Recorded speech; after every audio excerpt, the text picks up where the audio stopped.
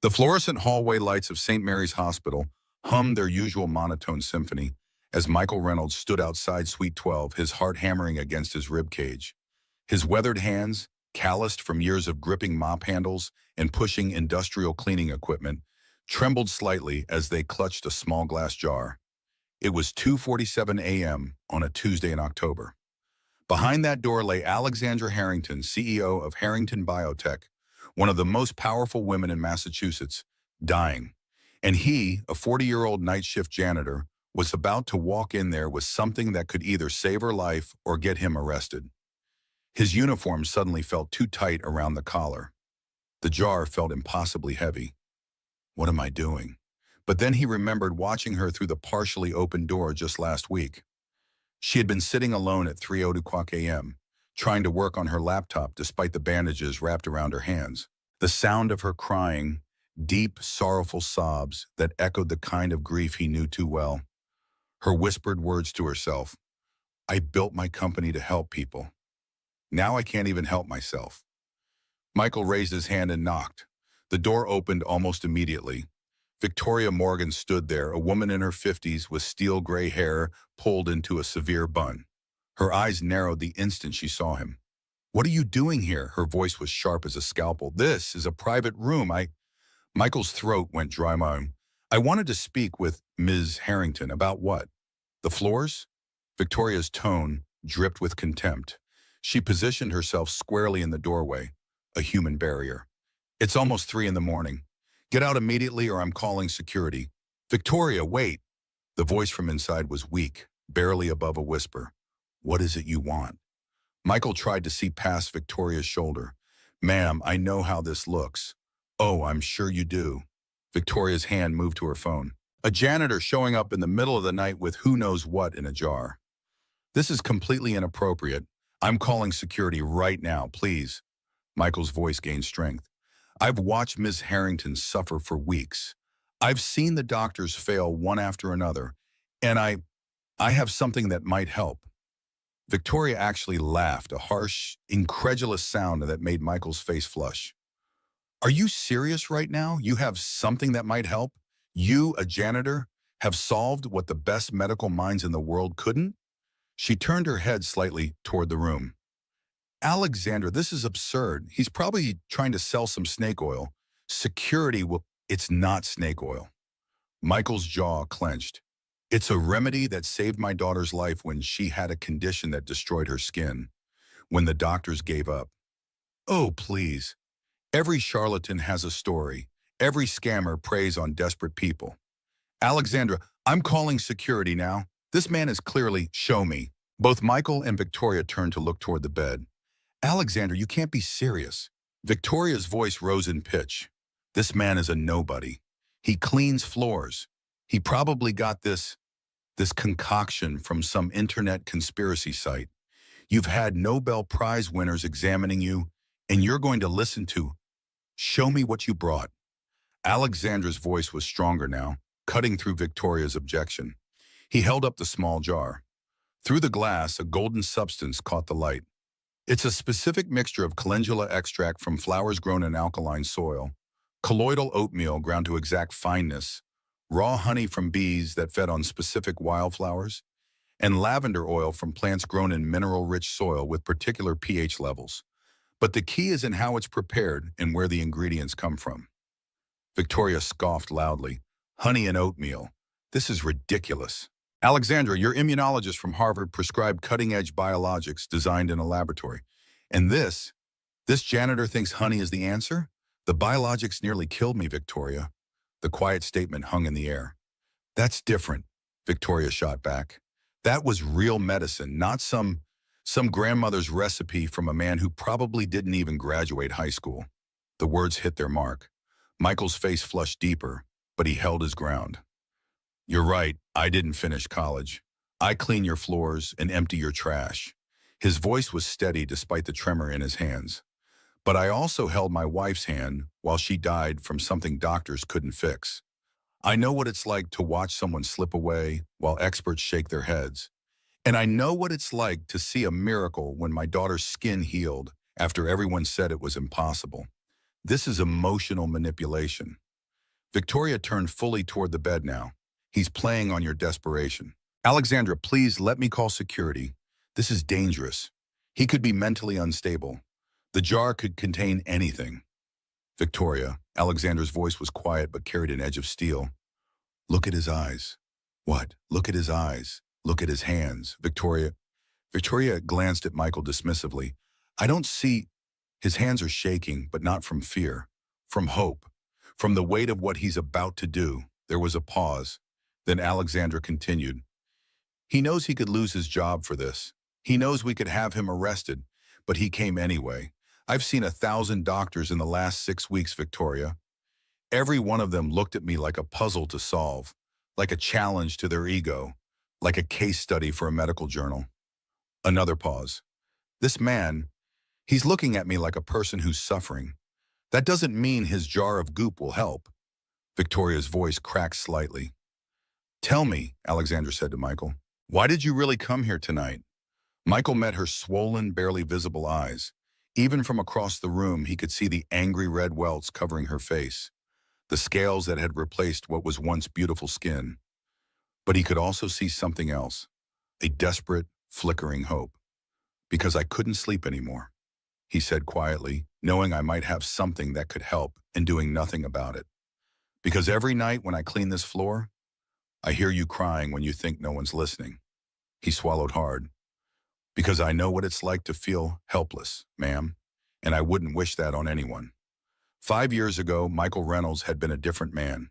He'd worked construction during the day, attended medical school at Harvard in the evenings, came home to his pregnant wife Sarah at night, and dreamed about the family they were building.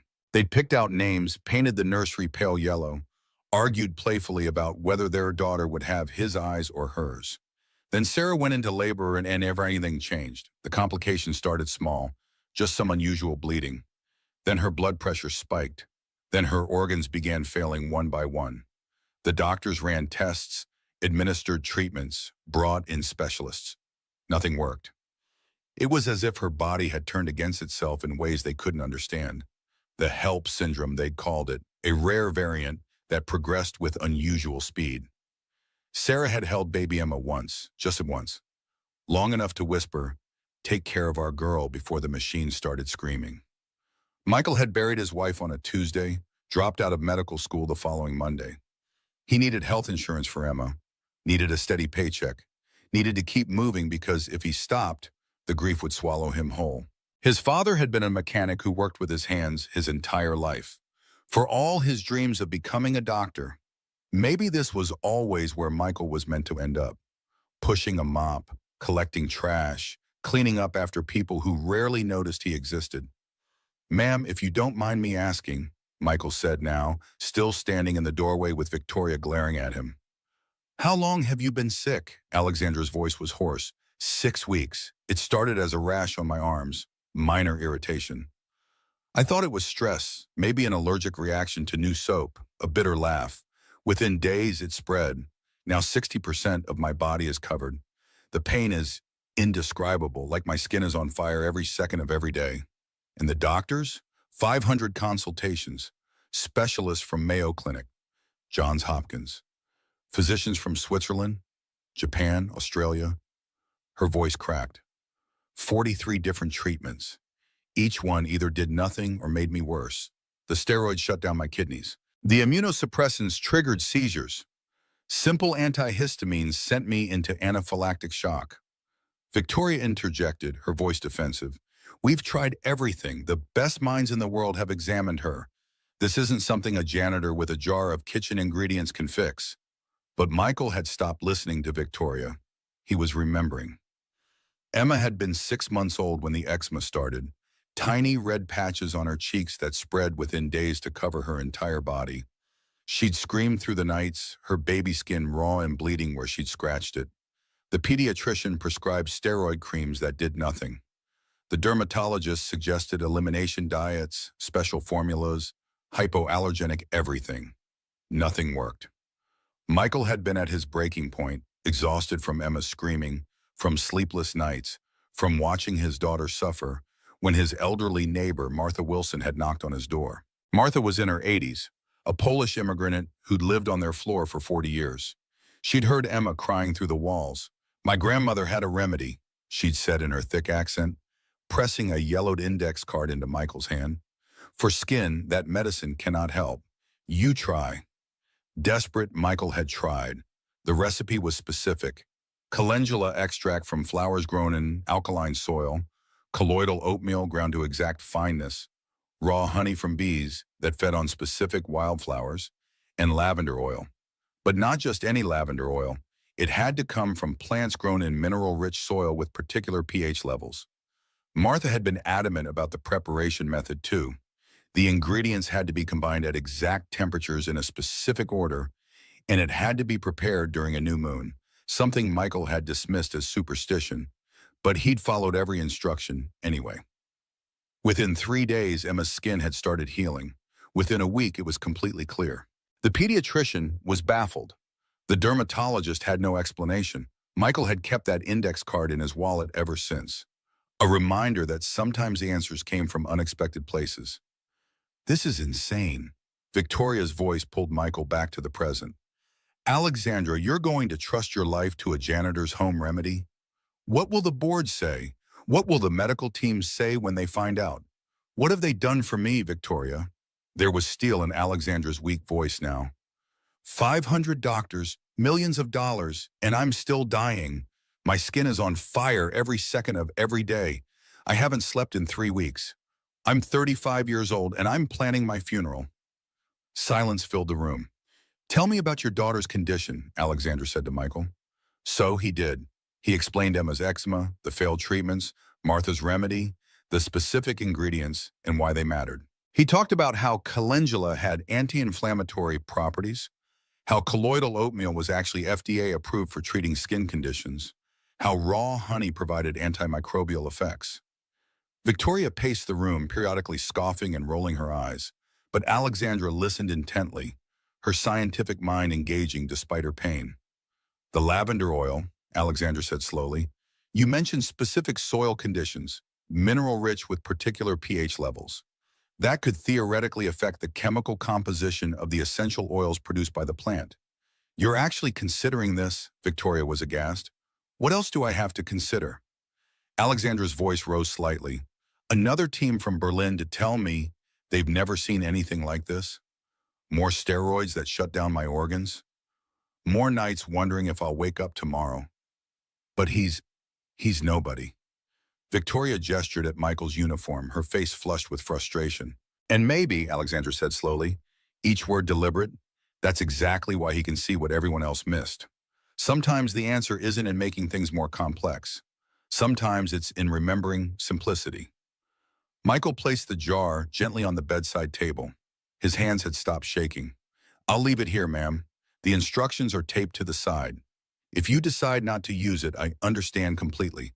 I had to try." He turned to leave. "Wait." Michael stopped, his hand on the doorframe. "If I use this, will you come back tomorrow night to see if it worked?" Victoria made a sound of complete exasperation, but Michael ignored her. "Yes, ma'am," he said simply. "I'll come back." Alexandra Harrington had built her billion-dollar pharmaceutical empire from nothing. The daughter of a Harvard professor, she'd been expected to follow the safe academic path, get her PhD, publish papers, secure tenure. Instead, she dropped out of her doctoral program to pursue a wild idea about developing treatments for rare diseases. Her parents had been horrified. Her professors had called it career suicide. But Alexandra had known something they didn't. What it felt like to watch someone you love die from a condition no one cared enough to study.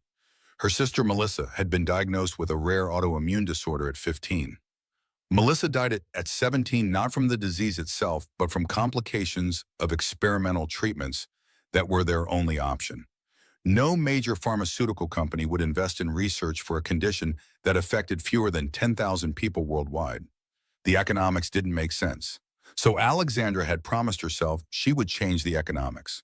She'd started Harrington Biotech in a converted garage with a second-hand centrifuge and 3 employees. 15 years later, her company employed over 5,000 people and had brought 7 groundbreaking treatments to market. She was featured on the cover of Forbes and Fortune.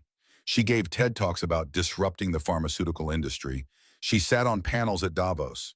And now she was dying in the most exclusive hospital suite money could buy, her body destroying itself in ways the best medical science couldn't explain. Her symptoms had started with what looked like a simple allergic reaction: red, itchy patches on her forearms. Her personal physician had prescribed a steroid cream. When that didn't work, they'd moved to oral steroids, then to immunosuppressants. Each treatment had either failed to help or made things catastrophically worse. The diagnosis had finally come 3 weeks ago: Stevens-Johnson syndrome, but an unusual variant that seemed to progress more slowly and resist all standard interventions.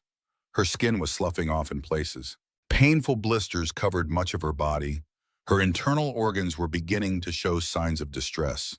The prognosis was grim. Victoria Morgan had been her assistant for 12 years, the only person who had been with her from the early days of the company. Victoria had been with her through each step of this nightmare, coordinating with doctors, managing the board's concerns, keeping the press at bay. If Alexandra was the head of Harrington Biotech, Victoria was its spine. After Michael left, Victoria immediately launched into a tirade. "This is the most irresponsible thing you've ever done. A janitor, Alexandra, a complete nobody with some jar of who knows what. The media will have a field day if they find out the CEO of a pharmaceutical company resorted to—" "Victoria," Alexandra's voice cut through the rant, "in all your concerns about appearances and protocols and what people will think, did you notice something?" "What?" "He never asked for money, never mentioned a reward, didn't even ask me to try it. He just left it here and said he understands if I don't use it." Victoria fell silent, her mouth opening and closing without sound. 500 doctors, and not one of them looked at me the way that man just did. Like I was a person, not a medical mystery, not a challenge to their reputation, just a person who's suffering. The room fell quiet except for the soft beeping of monitors. "I'm going to try it," Alexandra continued. "Just a small amount on one patch of skin. If it makes things worse, we'll know immediately. But if it helps, Victoria, if it helps even a little." That night, despite Victoria's continued protests, Alexandra carefully applied a small amount of the remedy to a patch of affected skin on her forearm. The texture was smooth, the scent gentle, lavender and honey. Within minutes, the incessant burning sensation began to ease. Not much, just enough to be noticeable. Michael returned home just as the sun was rising, his mind replaying the encounter in Suite 12. His apartment was small, a 2-bedroom unit in a weathered building in Dorchester, a working-class neighborhood far from the gleaming towers of downtown Boston where Alexandra lived and worked. His mother, Elena, was already up, making coffee in the kitchenette. At 72, she still insisted on being the one to get Emma ready for preschool, allowing Michael to sleep a few hours after his night shift. "How was work?" Elena asked in the quiet way she had, always careful not to pry too deeply. "I did something stupid, Mom. Something that might cost me my job." Elena's hand stilled on the coffee pot. She didn't look surprised, more resigned, as if she'd been waiting for this moment. "What happened?" Michael explained about Alexandra Harrington, about Martha's remedy, about breaking every hospital protocol by entering a patient's room uninvited, offering unsanctioned treatment. As he spoke, his mother's expression shifted from concern to something like pride. "You did what your father would have done," she said finally. "What your grandfather would have done. When you see someone suffering and you can help, you help. Job or no job. But if I lose this position, then you find another." Elena's voice was firm. "We survived when Sarah died. We survived when you left medical school. We will survive this too." She touched his face, her hand cool against his skin. "You are still the boy who wanted to be a doctor to help people. Even if you mop floors now, that hasn't changed." In the bedroom down the short hallway, Emma stirred. Michael heard the soft patter of her feet on the worn carpet. A moment later, she appeared in the doorway, her curly hair a wild tangle around her face. She was clutching the stuffed rabbit she'd had since birth, the one Sarah had picked out before she was born. "Daddy!" She launched herself at him and he caught her, lifting her high into the air before bringing her down for a hug. "You're home early, just for a little while, Peanut. I have to go back tonight." Emma's face fell slightly, but she recovered quickly. The resilience of children never ceased to amaze him. Did you bring me anything? It was their little game. Sometimes he'd bring her a pebble from the hospital parking lot, or a paper crane folded by a patient's visitor, or a flower plucked from the hospital garden. Today, he reached into his pocket and pulled out a small origami star he'd made from the wrapper of a drinking straw. "A star for my star," he said, placing it in her tiny palm. Emma examined it closely, then carefully added it to the collection on her bedroom windowsill. "Can we have pancakes? It's cereal day, Emma," Elena reminded her gently. "Pancakes are for weekends." Emma pouted but didn't argue. "Can I wear my dinosaur shirt? It's in the wash, sweetheart."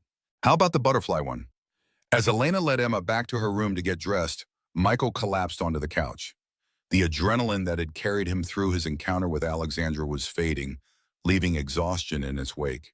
He should sleep. He had to be back at the hospital by 10 p.m., but his mind wouldn't settle. Would Alexandra actually try the remedy? Would it help her as it had helped Emma? Or would he arrive tonight to find security waiting to escort him from the premises? His employee badge confiscated, his livelihood gone. 5 years ago, when he'd been forced to drop out of medical school, Michael had felt like his life was ending. He'd been 3 years into the program, maintaining a 3.8 GPA despite working construction during the day and caring for a newborn at night. His professors had praised his clinical instincts. His fellow students had respected his work ethic. And then Sarah had died, and the carefully constructed architecture of their future had collapsed. The grief had been paralyzing at first. For weeks, he'd moved through the world like a ghost, going through the motions of caring for Emma, but not really present. It was Elena who had saved them both, moving in without being asked, taking over when Michael couldn't function, gently but firmly pushing him back toward life. The medical school had been understanding but inflexible.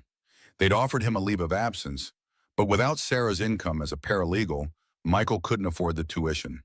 His construction job didn't provide health insurance, which Emma desperately needed.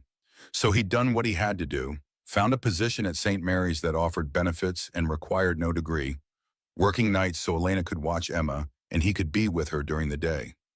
It wasn't the life he'd planned, it wasn't the future he and Sarah had dreamed about, but it was a life. And most days, that was enough. The janitor's position came with unexpected benefits. Michael moved invisibly through the hospital, observing procedures and treatments that most people never saw. He'd maintained his subscription to medical journals, reading them during his breaks, keeping his knowledge current even though he'd never practiced medicine. Sometimes, when the surgical floor was quiet, he'd stand outside the glass walls of the operating theaters, watching the surgeons work, imagining himself in their place. The doctors rarely noticed him. He was just another uniform, another anonymous support staff member who kept the hospital running. But the nurses saw him. They noticed how he sanitized the isolation rooms more thoroughly than protocol required, how he knew which cleaning agents were safe for medical equipment, how he sometimes corrected the positioning of monitors or equipment that had been hastily moved. Nurse Martinez had been the first to start asking his opinion. She'd found him one night reading a journal article about new approaches to treating MRSA infections. Instead of mocking him, she'd asked what he thought of the methodology. Their conversation had led to others. Soon, a small network of nurses would seek him out during his shifts, discussing cases, asking questions about articles he'd read. It wasn't medicine, but it was adjacent to it. It kept that part of him alive. And now he'd risked it all for Alexandra Harrington, a woman he'd never spoken to before tonight, a woman who existed in a world entirely separate from his own. Michael didn't realize he'd fallen asleep until Elena gently shook him awake. "It's nearly 5, she said. "I thought you'd want to have dinner with Emma before you go back to work." He rubbed his eyes, disoriented. "Is she home from preschool already?" Elena smiled. "It's nearly evening, Michael. You've been asleep for hours. Emma's doing her alphabet worksheets at the table." He stood, stretching muscles stiff from the awkward position on the couch. "Sorry, Mom, I should have helped with her pickup." Elena waved away his apology. "I raised you, didn't I? I can handle one 4-year-old for a few hours. Besides," she added with a small smile, "you had an important errand this morning." Michael felt a rush of gratitude for his mother's quiet understanding. She never pushed, never demanded explanations, but was always there, solid as bedrock. In the kitchen, Emma sat at the small table, her tongue caught between her teeth in concentration as she carefully traced the letter M. Her dark curls, so like Sarah's, fell across her forehead. When she saw Michael, her face lit up. "Daddy, look what I did!" She held up the paper, showing him rows of wobbly but recognizable letters. "That's amazing, Peanut. Your M's are perfect." "They're the most important," she informed him seriously, "because M is for Michael and Mommy and Emma." "And meatballs," Michael added, moving to the refrigerator, "which is what we're having for dinner." Emma clapped her hands in delight. "With spaghetti? Is there any other way?" By the time Michael arrived at the hospital that night, his stomach was in knots. He changed into his uniform in the staff locker room, nodding to the other night shift workers. Jose from Environmental Services, Denise from Central Supply, Wei from the lab. They were a different breed, the night shift workers. They saw the hospital in ways the daytime staff never did. Quieter, more intimate, more vulnerable. He began his usual routine, restocking paper towels in bathrooms, emptying trash cans, mopping floors. He saved the executive wing for last, his anxiety building with each passing hour. When he finally pushed his cart down the silent hallway toward Suite 12, his mouth was dry, his palms damp. Would she be waiting for him? Would she be worse? Would Victoria have already reported him? He knocked softly on the door, holding his breath. This time, Victoria opened it without hostility. Her expression was complicated, confusion, wonder, and something that might have been the beginnings of respect. "She wants to see you," Victoria said quietly, stepping aside. Michael entered, his heart racing. Alexandra was sitting up slightly in bed, and even from across the room he could see the difference. The patch of skin where she'd applied the remedy looked dramatically better. The angry red had faded to pink. The scaling had diminished. "It worked," Alexandra said, her voice stronger than the night before. "Mr. Reynolds, it actually worked." "Michael," he said automatically. "Please, just call me Michael." "Michael," she smiled. The first real smile Victoria had seen in weeks. "I applied it to larger areas this morning. Same results. The pain is less. The burning has stopped in those spots. It's like my skin is remembering how to be skin again." He approached the bed cautiously, examining the treated areas with a practiced eye. The improvement was undeniable. The inflammation had receded significantly. The scaling was softening. There was no evidence of further irritation or allergic response. "I need to understand how this works," Alexandra continued.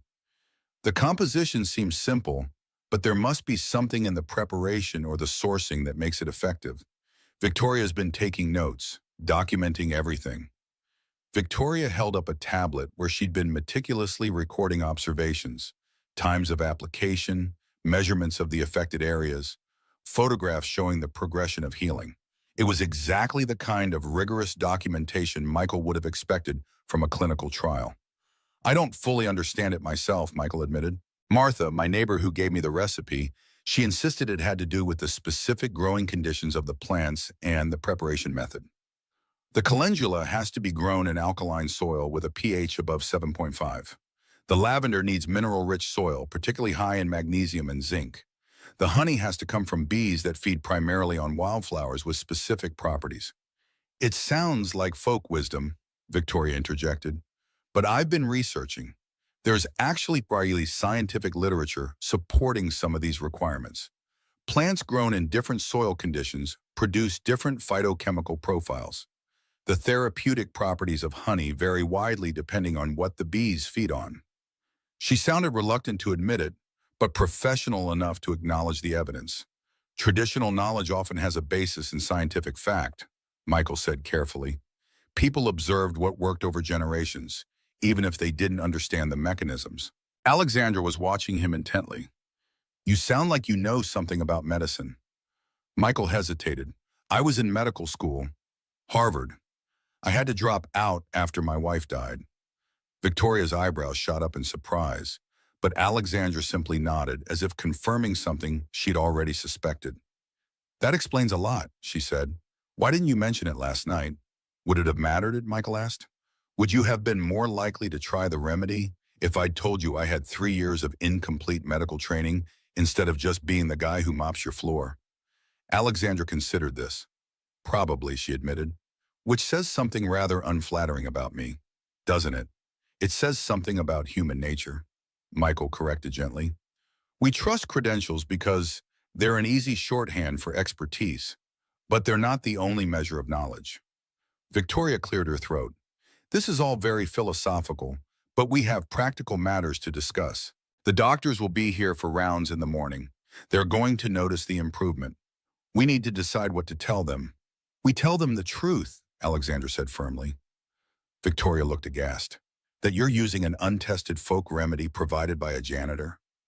Alexandra, the liability issues alone, that I'm participating in an alternative treatment protocol with promising initial results, Alexandra interrupted. We don't need to mention Michael's employment status. They're going to ask questions, Victoria warned.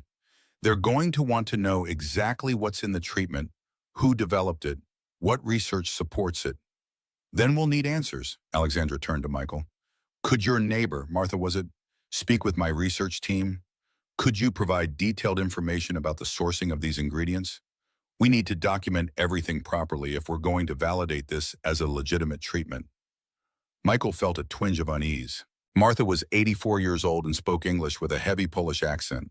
Her knowledge wasn't the kind that came with citations and peer-reviewed studies. It was passed down through generations, modified by experience, verified by results rather than clinical trials. Would Harrington Biotech's research scientists listen to an elderly immigrant with a fifth-grade education? I can ask her, he said cautiously. But she's traditional. She might not be comfortable with corporate researchers questioning her. Alexandra seemed to understand his concern. What if we started with just having her speak with you and me? We could record the conversation, have it transcribed. That way, we capture her knowledge directly, in her own words, before involving the broader team. The consideration surprised him. He'd expected Alexandra Harrington to be more like the imperious figure he'd seen on magazine covers, driven, demanding, impatient with anything that slowed her progress. Instead, she was showing a sensitivity he hadn't anticipated. That might work, he agreed. I could ask her tomorrow. Good, Alexandra nodded decisively. In the meantime, could you bring more of the remedy? We're using it up quickly with the expanded application. Michael hesitated. I'd need to make more. The preparation takes time, and some of the ingredients are hard to find. Whatever you need, Alexandra said immediately. Victoria can arrange for anything. Special ingredients, equipment, time off work. Time off work caught Michael by surprise. You want me to stop working as a janitor? Alexandra studied him for a moment. Michael, if this remedy continues to work the way it has so far, it could help countless people with conditions similar to mine. That's more valuable than any amount of floor mopping. Victoria, arrange for Michael to be seconded to my personal staff immediately. Full salary continuation, plus a consulting fee commensurate with medical researcher rates. Victoria looked like she wanted to object but held her tongue. Of course. I'll take care of it first thing in the morning. Michael felt dizzy. 12 hours ago, he'd been terrified of losing his job. Now Alexandra was offering to pay him as a medical researcher, a role he'd trained for but never completed, a world he'd thought was closed to him forever. I don't know what to say, he managed finally. Say yes, Alexandra replied simply. Help me understand why this works. Help me make it available to others who need it. The magnitude of what was happening crashed over Michael. This wasn't just about helping one person anymore. It wasn't even about keeping his job or providing for Emma. This was about the possibility of returning to the path he'd been forced to abandon, the chance to contribute to medicine after all, even without the degree, even without the credentials. But there was a voice in the back of his mind cautioning him. The remedy had worked for Emma. It seemed to be working for Alexandra, but it was still untested by conventional standards. What if there were long-term effects they couldn't predict? What if it worked for these specific cases but proved dangerous for others? The responsibility felt suddenly overwhelming. I need to think about this, he said honestly. I need to talk to my mother about the childcare implications, and I'd want to speak with Martha before making any commitments. Alexandra nodded, respecting his caution. Take 24 hours. But Michael, her voice grew serious. Whatever you decide about the research position, please don't stop bringing the remedy. Not until I'm fully healed. There was vulnerability in the request that touched something in Michael. Behind the power and the privilege, Alexandra Harrington was just a woman fighting to survive, grasping at the hope he'd offered her. "I'll bring more tomorrow," he promised, no matter what. After leaving Suite 12, Michael continued his regular duties, his mind racing. The hospital corridors felt different somehow, as if the boundaries between his world and Alexandra's had suddenly blurred. He'd stepped through a doorway he hadn't known existed, and now he wasn't sure which side he belonged on. By the time his shift ended, dawn was breaking over Boston. The city was coming alive, the early commuters beginning to fill the streets, coffee shops raising their shutters. Michael caught the bus home, sitting by the window, watching the neighborhoods change as they traveled from the affluent hospital district to his working-class corner of Dorchester. The contrast had never seemed so stark. Alexandra Harrington lived in a penthouse in Back Bay. She traveled in private cars. She wore clothes that cost more than his monthly rent. Her world was boardrooms and charity galas and feature articles in financial magazines. His was discount grocery stores and secondhand clothing for Emma, and careful calculations to make sure the electricity bill got paid on time. Could those worlds really intersect? Or was this just a temporary alignment, two strangers meeting briefly before continuing on their separate paths? Elena was up when he arrived home, making breakfast for Emma. Michael looked at his daughter, her face scrunched in concentration as she arranged cereal pieces into patterns on her plate. Everything he did was for her. Every floor he mopped, every trash can he emptied, every indignity he endured. Would Alexandra's offer mean a better life for Emma? Or would it just be exchanging one form of uncertainty for another? "Daddy, you're staring," Emma observed, looking up from her cereal art. "Do I have something on my face?" "No, Peanut," Michael smiled, coming to sit beside her. "I was just thinking how lucky I am to have you." Emma nodded seriously. "Very lucky. I'm the best kid." "The absolute best," he agreed, dropping a kiss on top of her curls. Elena placed a cup of coffee in front of him, her eyes questioning. Michael gave a small nod, indicating they would talk later when Emma wasn't listening. His mother had an uncanny ability to read him, to sense when something important had happened. After breakfast, Elena took Emma to preschool, giving Michael a chance to shower and think. The hot water eased the physical tension in his muscles, but did nothing for the mental whirlwind. By the time he heard Elena return, he'd made his decision. She found him at the kitchen table, still damp from the shower, staring into a fresh cup of coffee. "Something happened," she said, taking the seat across from him. "Something with the woman you helped." Michael told her everything: Alexandra's improvement, the offer to work as a consultant, the possibility of being part of legitimate medical research. Elena listened without interrupting, her weathered hands folded on the table, her eyes steady on his face. "What are you afraid of?" she asked when he finished. The question caught him off guard. He'd expected practical concerns about childcare, about job security, about the reliability of Alexandra's promises. Instead, his mother had gone straight to the heart of his hesitation. "I'm afraid of hoping again," he admitted. "I'm afraid of stepping back into that world and finding out I don't belong there anymore. I'm afraid of failing." Elena reached across the table and took his hand. "When your father came to this country," she said quietly, "he was a respected engineer in Romania. Here, he changed oil in cars and fixed brakes because his degree meant nothing. Every day, people spoke to him like he was stupid because his English wasn't perfect." She squeezed his fingers. "Did that make him less of an engineer?" Michael shook his head. "You are still a healer, Michael. Whether they give you a white coat or a mop, that hasn't changed. This woman, she sees that in you. She's offering you a chance to remember it too. But what if the remedy doesn't work long term? What if there are complications? Then you face them honestly," Elena said simply. "You use the knowledge you have. You learn what you need to learn. You do your best. That's all anyone can do." His mother made it sound so straightforward. And maybe it was. Maybe he was the one complicating things with his fears, his doubts, his sense of inadequacy. "What about Emma?" he asked. "If I take this position, my hours will change. I won't be able to spend as much time with her during the day." Elena smiled. "Emma and I will manage. She is strong, like her father. Like her grandmother," she added with a touch of pride. "Besides, isn't this the example you want to set for her? That it's never too late to pursue what matters?" He knew she was right.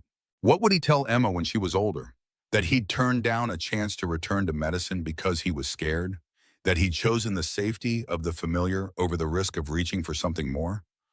I'll call Alexandra, he decided. I'll tell her yes. Elena nodded, satisfied. Then you should sleep. You'll need your strength. As Michael lay in bed, the events of the past 24 hours played through his mind like scenes from someone else's life. Yesterday, he'd been a night shift janitor, invisible to most of the hospital staff. Today, he was being offered a position as a medical consultant to one of the most powerful pharmaceutical executives in the country. It didn't seem real. And yet, the evidence was undeniable. Alexandra's skin had improved dramatically after using the remedy. Victoria had documented the changes.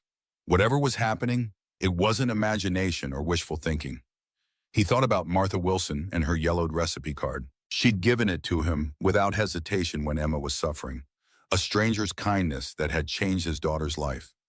Now he had the chance to extend that kindness to countless others, to transform Martha's traditional knowledge into something the modern medical establishment might accept.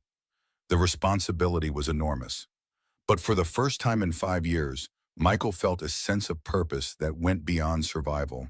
He was standing at a crossroads, and instead of seeing only loss behind him, he could glimpse possibility ahead. And as sleep finally claimed him, Michael's last thought was of Sarah. She'd believed in his potential as a doctor. She'd supported his dream even when it meant financial sacrifice, even when it meant long hours apart while he studied. What would she think of this unexpected turn? He liked to believe she'd be proud, not just of the opportunity, but of his courage in considering it. When Michael woke that afternoon, his determination had solidified. He called Martha, asking if he could visit her apartment after dinner. Then he spent the evening with Emma, more present than he'd been in weeks, fully engaged in her stories about preschool, her questions about butterflies, her elaborate pretend games. At 7:30, he kissed her goodnight and walked down the hall to Martha's apartment. The elderly woman welcomed him warmly, ushering him into her small living room with its faded furniture and walls covered in black and white photographs of family members long gone. The scent of herbal tea and something baking filled the air. "Martha, I need to ask you something important," Michael began, sitting on the ancient sofa. "Do you remember the remedy you gave me for Emma's skin? The one from your grandmother?" Martha nodded, her face crinkling into a smile. "It worked, yes? The little one's skin is beautiful now. It worked perfectly," Michael confirmed.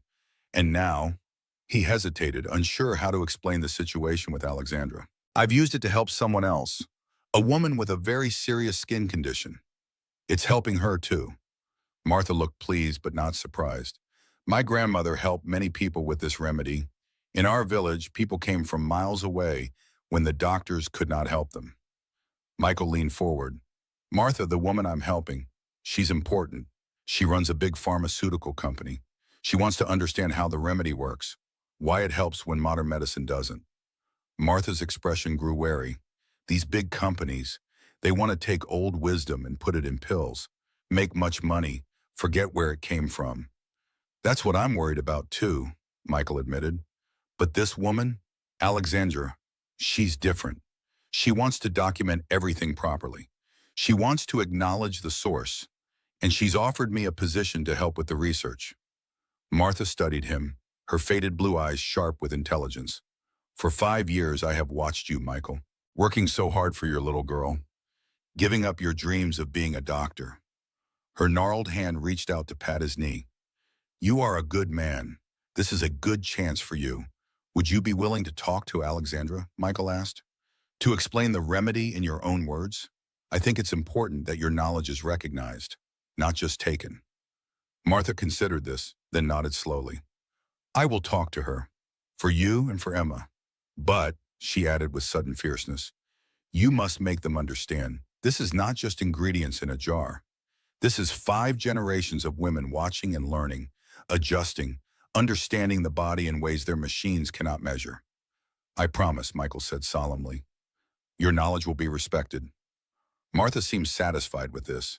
She rose from her chair with the careful movements of age and went to a small cabinet in the corner. From it, She withdrew a worn, leather-bound book, its pages yellow with time, the writing faded but still legible. My grandmother's book, she explained, placing it gently in Michael's hands. All her remedies, all her knowledge. I have kept it safe. Now you will use it to help people. The responsibility of the gesture wasn't lost on Michael. This wasn't just a collection of recipes. It was Martha's heritage, her family's legacy, and she was entrusting it to him. The weight of it felt sacred somehow. Martha, I don't know what to say. Say nothing, she waved dismissively. Just use it well. When Michael left Martha's apartment, the leather book carefully wrapped and placed in his backpack, he felt as though he was carrying something precious and powerful.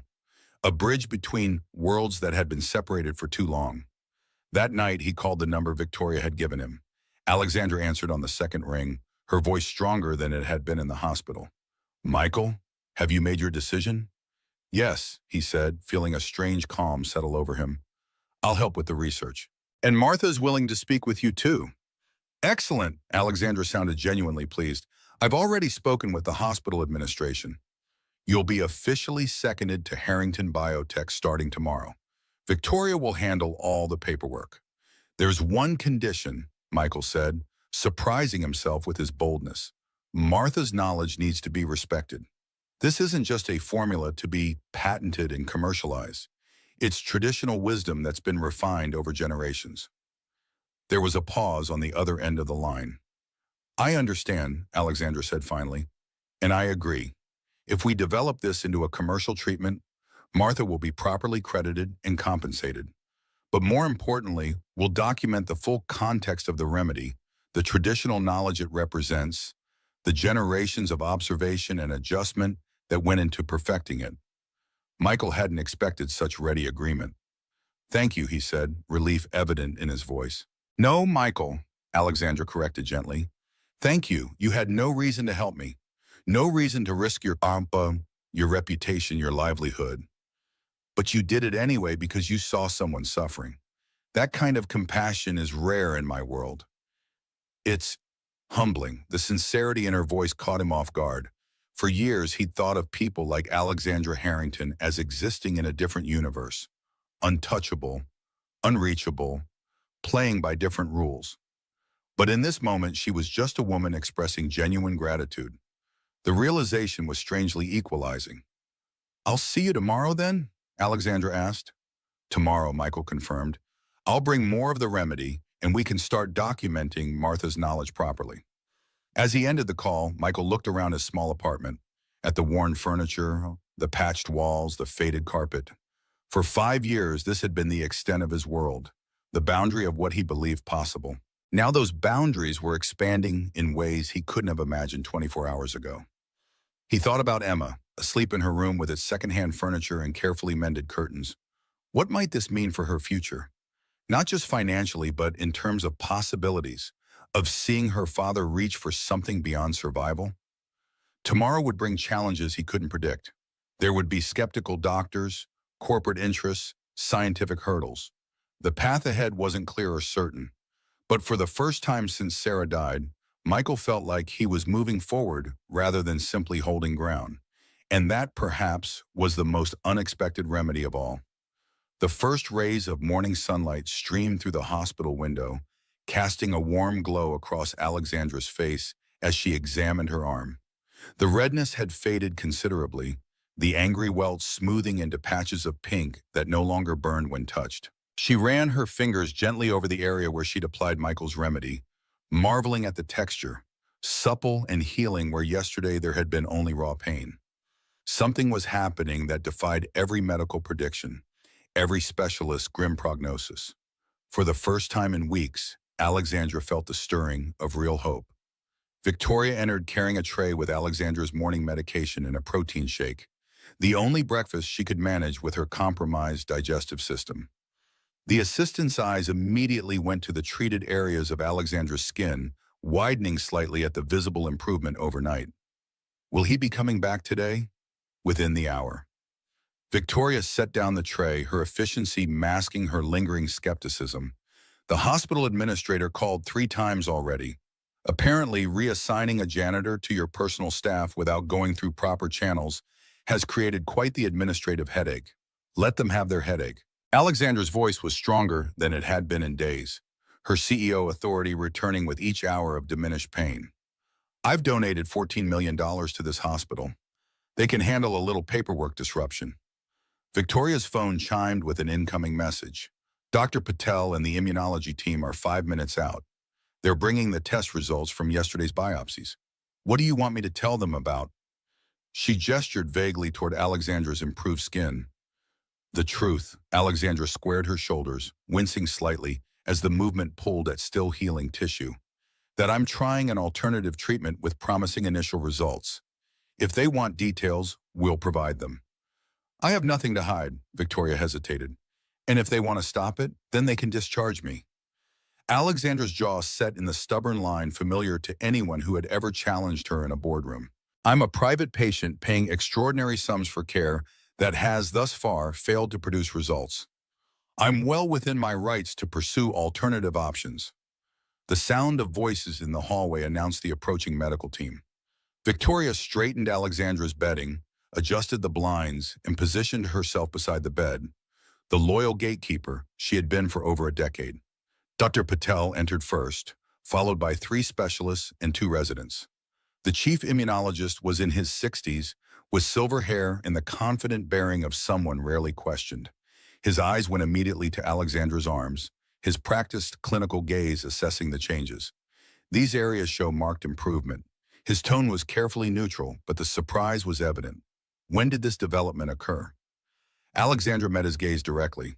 Within the past 24 hours, I've been using an alternative treatment, a topical compound with anti-inflammatory and skin regenerative properties. Dr. Patel's eyebrows rose fractionally. An alternative treatment? Provided by whom? The question hung in the air, pregnant with professional judgment. Alexandra could almost hear the thoughts forming behind Dr. Patel's careful expression. Quackery, desperation, the folly of even brilliant people when faced with their own mortality. A specialist in traditional medicine with expertise in dermatological conditions, Alexandra replied smoothly. The formula uses naturally derived compounds that appear particularly effective for my specific presentation of Stevens-Johnson. I see. Dr. Patel's tone suggested he saw quite a lot more than Alexandra was saying. And this specialist, they have credentials, publications, a history of successful treatments. Alexandra smiled thinly. They have results, doctor. Something no one in this room has managed to provide in 6 weeks of treatment. The youngest resident flinched visibly. One of the specialists coughed uncomfortably. Dr. Patel's expression remained carefully neutral, but his posture stiffened. Ms. Harrington, I understand your frustration. Your case has been particularly challenging, but untested remedies carry significant risks. Risks? Alexandra's laugh held no humor. I've lost 30 pounds. My kidneys nearly shut down from your steroids. My liver enzymes are through the roof from your immunosuppressants. I seized for 4 minutes after your last biological therapy. Her voice rose slightly, the accumulated fear and pain of weeks breaking through her usual control. What exactly would you say I have to lose at this point? The silence that followed was broken only by the soft beeping of monitors. Dr. Patel glanced at his team, then back at Alexandra. May I examine the treated areas? Alexandra nodded, extending her arm. The doctor's touch was gentle as he assessed the healing tissue, his clinical detachment giving way to genuine interest. The inflammation reduction is remarkable. The epidermal barrier appears to be regenerating. He straightened, professionalism reasserting itself. I would like to take samples from both treated and untreated areas for comparison. And I'd like full disclosure of the compound's ingredients for safety evaluation. You'll have both. Alexandra's tone made it clear this was a concession, not a capitulation. But the treatment continues regardless of your findings. Dr. Patel considered her for a long moment. As your physician of record, I cannot officially endorse an unverified treatment. But he hesitated, a man of science wrestling with the evidence before his eyes. As long as our ongoing tests show no organ damage or adverse systemic effects, I won't actively oppose it either. It was as close to approval as Alexandra was likely to get from the conservative physician. She nodded, accepting the qualified truce. The immunology team proceeded with their examination, drawing blood, photographing skin changes, collecting samples from treated areas. The atmosphere had shifted subtly, the resignation of previous visits replaced by a cautious, bewildered hope. After they departed, Victoria exhaled audibly. That went better than expected. They're scientists at heart, Alexandra mused. Confronted with results they can't explain, curiosity eventually outweighs skepticism. The good ones, anyway. A soft knock at the door interrupted them. Victoria opened it to find Michael standing there, looking uncomfortable in civilian clothes instead of his janitor's uniform. He carried a leather satchel and a fresh jar of the remedy. The hospital corridors felt different without his cart and mop, as if he were trespassing in a space where he'd previously been invisible. Victoria ushered him in quickly, glancing up and down the hallway before closing the door. The medical team just left. Patel saw the improvement. Michael set his satchel on the visitor's chair. What did he say? Alexandra smiled. He's cautiously intrigued, wants samples and ingredient lists, but he's not standing in our way. Michael pulled out the jar, larger than the first one he'd brought. I made a fresh batch last night. Martha gave me her recipe book, generations of her family's remedies, all handwritten. He placed the leather-bound volume on the bedside table with reverence. She's willing to meet with you whenever you're ready. Victoria examined the book with newfound respect, gingerly turning the fragile pages covered in faded Cyrillic script interspersed with botanical drawings. These aren't just recipes, they're case histories, observations of symptoms, adjustments to formulations, follow-up notes. Martha's grandmother was conducting clinical trials in her own way. Alexandra leaned forward, interested. Bring it closer. Let me see. Michael watched as Alexandra studied the pages, her scientific mind engaging with this unorthodox documentation. Her finger traced the careful notations, the pressed plant specimens, the meticulous drawings of skin conditions before and after treatment. This is extraordinary. Each case is documented systematically with control measures, dosage adjustments, long-term follow-up. It's not double-blind or peer-reviewed, Michael acknowledged, but the methodical approach was there long before modern clinical trials existed. Alexandra looked up at him, a new respect in her eyes.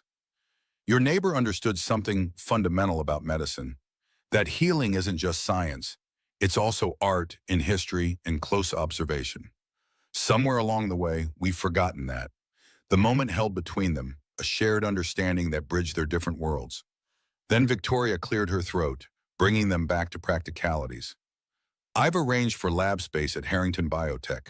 Once Alexandra is discharged, we can begin formal research there. In the meantime, I've set up a temporary workspace in the hospital's research wing. Michael's stomach tightened with anxiety. A lab, equipment he hadn't touched since dropping out of medical school. Scientists who would see him as an interloper, an unqualified janitor playing at being a researcher. Would they listen to him? Would they respect Martha's knowledge? Alexandra seemed to read his thoughts. You'll have my full authority behind you, Michael. Anyone who dismisses you will answer directly to me. The assurance helped, but didn't completely quell his unease. When do we start? Now. Alexandra pushed the call button for the nurse. I'm going to accelerate my discharge. There's no reason for me to stay here if the remedy continues to work. I can recover at home while we begin the research process. Michael shook his head in amazement. Yesterday, you could barely sit up. Alexandra's eyes glinted with the determination that had built her company from nothing. Yesterday, I thought I was dying. Today, I have work to do. 3 days later, Michael stood in Alexandra's private home office, struggling to process the opulence around him. Her penthouse apartment occupied the entire top floor of a historic building in Back Bay, with floor-to-ceiling windows overlooking the Charles River. The office alone was larger than his entire apartment, furnished with antiques and modern art pieces that probably cost more than he'd earn in a lifetime of janitorial work. The contrast with his life in Dorchester was jarring. This morning, he'd helped Emma get dressed for preschool in their small bathroom, with its perpetually dripping faucet. He'd kissed his mother goodbye in their kitchen, where the linoleum was peeling at the corners. Then he'd taken 2 buses and a subway to arrive in this other world, a world of privilege so complete it was invisible to those who inhabited it. Alexandra sat at her desk reviewing the preliminary lab reports on the remedy. Although still weak, she had improved dramatically in the 3 days since beginning treatment. The angry red welts had faded to pink, the scaling had diminished significantly, and she could move without constant pain. She was dressed simply but expensively in a silk blouse and tailored pants, her short dark hair newly styled, her face showing hints of the beauty that had graced magazine covers before her illness. The chemical analysis is fascinating, she mused, looking up at Michael. The calendula extract contains a unique flavonoid profile that differs from commercially available extracts, likely due to the alkaline soil conditions, as Martha suggested. And the raw honey has an unusual enzymatic activity, again, probably related to the specific wildflowers the bees fed on. Michael nodded, still distracted by his surroundings. I've been researching similar traditional remedies from Eastern Europe. There are parallels in Romanian, Hungarian, and Russian folk medicine, but none with the specific preparation methods Martha described. The combination seems to create a synergistic effect that's greater than the sum of its parts. Alexandra tapped her pen against the lab report thoughtfully. The challenge will be standardizing production while maintaining the efficacy. Would standardization even be possible, Michael wondered? Martha had emphasized the importance of harvesting plants at specific times, of preparing the remedy during certain lunar phases. How much of that was superstition and how much was observational wisdom that science hadn't yet explained? Victoria entered with a tray of tea and a folder of documents. She had gradually shifted from overt hostility toward Michael to a cautious, professional respect, though her protective instincts toward Alexandra remained vigilant. The legal team has prepared the consulting contract. She set the folder in front of Michael. Full medical researcher, compensation, health benefits for you and your daughter, and provisions for Martha Wilson's involvement as a knowledge consultant. Michael opened the folder, and the figures on the first page made his breath catch. The annual salary was 4 times what he made as a janitor. The benefits package included premium health insurance that would cover all of Emma's needs, a retirement plan, even tuition assistance. It was everything he'd lost when he'd been forced to drop out of medical school. Security, respectability, the chance to use his mind instead of just his body. This is very generous. His voice sounded strange in his own ears. It's fair compensation for expertise, Alexandra corrected. You brought something valuable to the table, Michael. Value deserves recognition. He signed the contract with a hand that trembled slightly, aware that he was crossing a threshold. No longer a janitor, no longer invisible, but not quite a doctor either, something in between, occupying a space he hadn't known existed. Martha arrives at 2, Victoria reminded them, collecting the signed documents. The research team will be here at 3 to begin protocol development. Michael nodded, anxiety mingling with anticipation. He'd spoken with Martha last night, preparing her for today's meeting. She'd been surprisingly sanguine about the whole affair, viewing Alexandra's interest as validation of what she had always known, that her family's remedies contained genuine healing power that transcended cultural divides. As Victoria left, Alexandra rose from her desk with careful movements, still mindful of her healing skin. Come with me. I want to show you something. Michael followed her through the penthouse to a large room he hadn't seen before. It looked like a shrine to scientific achievement. Framed patents on the walls, glass cases displaying early prototypes of Harrington biotech products, photographs of Alexandra with various dignitaries and research teams. At the center stood a large portrait of a young woman with Alexandra's eyes in a gentler smile. My sister, Melissa.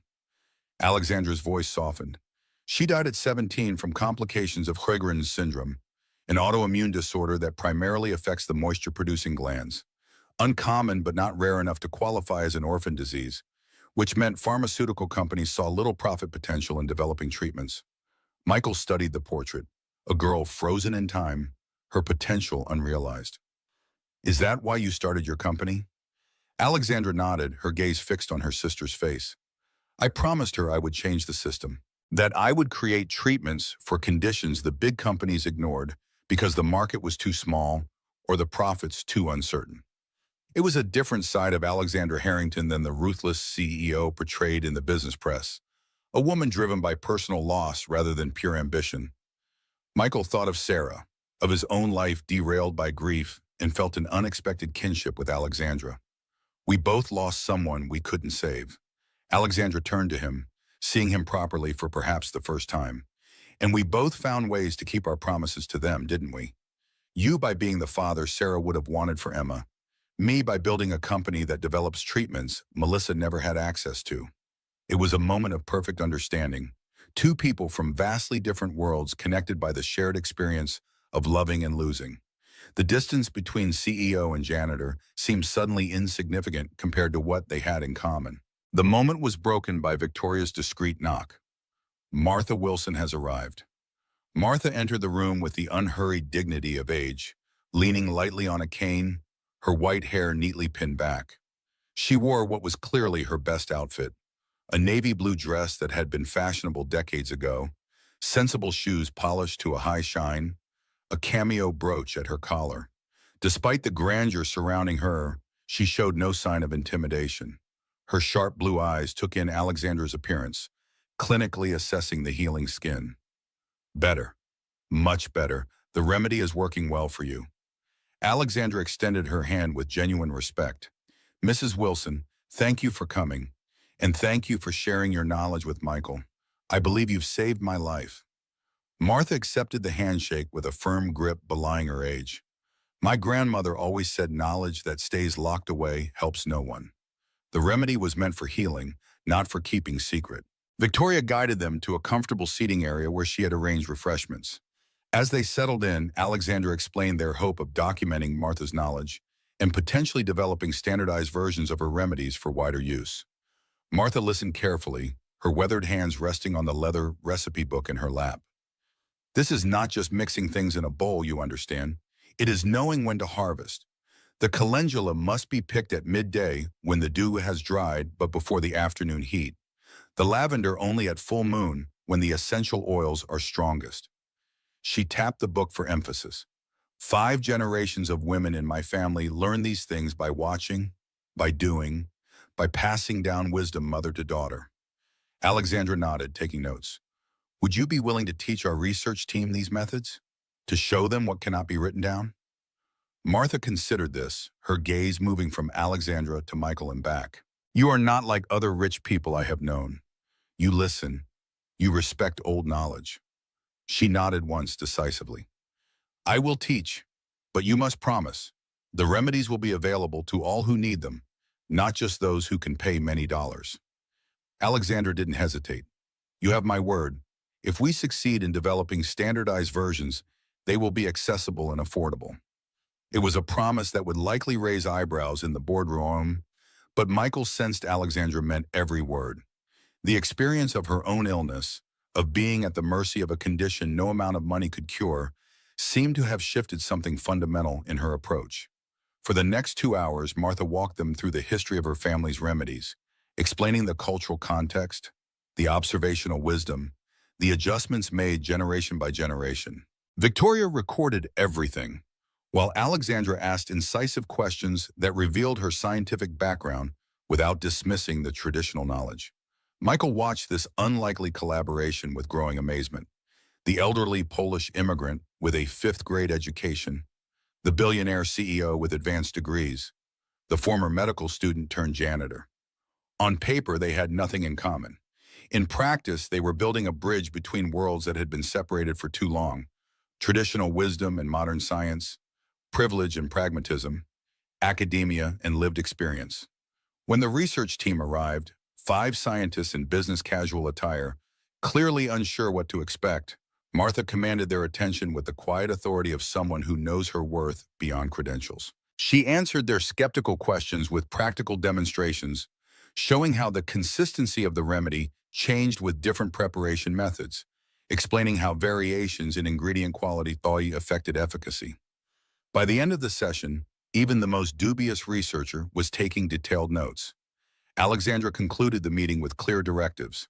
Develop protocols for standardizing the remedy while preserving its efficacy, design preliminary testing procedures, and prepare for potential clinical trials, all while continuing to consult with both Martha and Michael at every stage. As the team filed out, buzzing with ideas and assignments, Michael felt a strange mixture of pride and disbelief. 24 hours ago, these scientists would have passed him in the hospital corridor without a glance. Now they were asking for his input, treating him as a colleague. The transition was dizzying. After Martha departed, escorted home by Victoria, Michael and Alexandra remained in her office, reviewing notes from the meeting. The late afternoon sun streamed through the windows, casting the room in golden light. Despite the productive session, Michael couldn't shake a lingering sense of unreality, of being a visitor in a world where he didn't truly belong. Alexandra noticed his distraction. "What's on your mind, Michael?" He hesitated, then decided on honesty. "All of this, the penthouse, the research team, the consulting contract, it doesn't feel real. Yesterday, I was mopping floors and emptying trash cans. Today, I'm helping design clinical trials. I keep waiting for someone to realize I don't belong here." Alexandra set down her notes, studying him thoughtfully. "Do you know what imposter syndrome is?" Michael nodded. "The feeling that you've somehow fooled everyone into thinking you're competent, when you're actually not. That you don't deserve your success. I've had it my entire career." Alexandra's admission surprised him. "Every time I raised venture capital, every time I presented at a medical conference, every time I sat in a boardroom full of men twice my age, there was always a voice in my head saying, they're going to figure out you're a fraud. But you built a billion-dollar company. You've developed treatments that save lives, and you were 3 years into Harvard Medical School before circumstances forced you to drop out." Alexandra's gaze was steady. "Your knowledge didn't disappear when you picked up a mop, Michael. Your worth as a thinker, as a healer, didn't diminish because your job title changed." Her words touched something deep in Michael, a wound that had never properly healed. For 5 years, he'd been treated as invisible, his intelligence and training irrelevant to his role as a janitor. He'd accepted it as the price of survival, of providing for Emma. But the cost to his sense of self had been steeper than he'd admitted. "You don't know what it's like," he said quietly, "to be treated as if you're nothing, to have doctors look through you like you're part of the furniture, to have nurses call you the cleaning guy instead of your name." Alexander was silent for a moment, acknowledging the truth in his words. "No, I don't know that experience.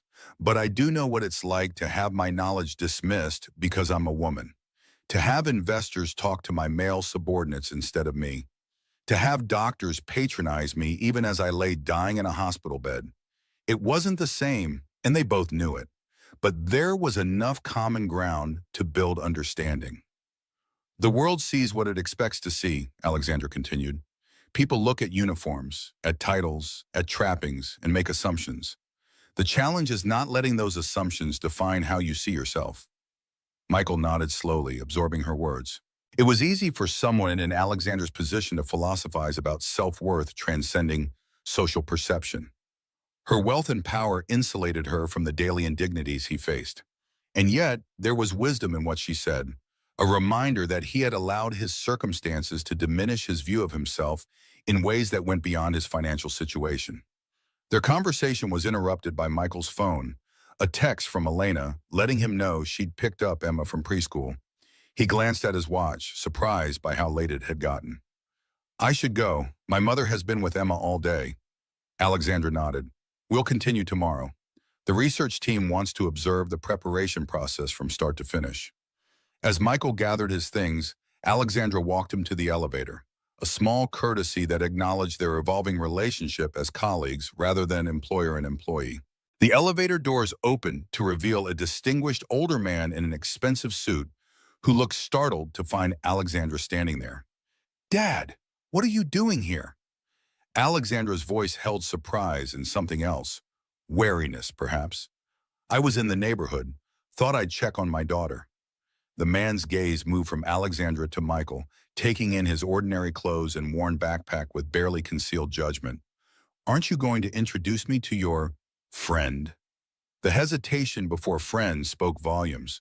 Michael felt himself being assessed and dismissed in the span of seconds, another reminder of the world he was attempting to navigate. "Just to James Harrington, my father." Alexandra's tone was carefully neutral.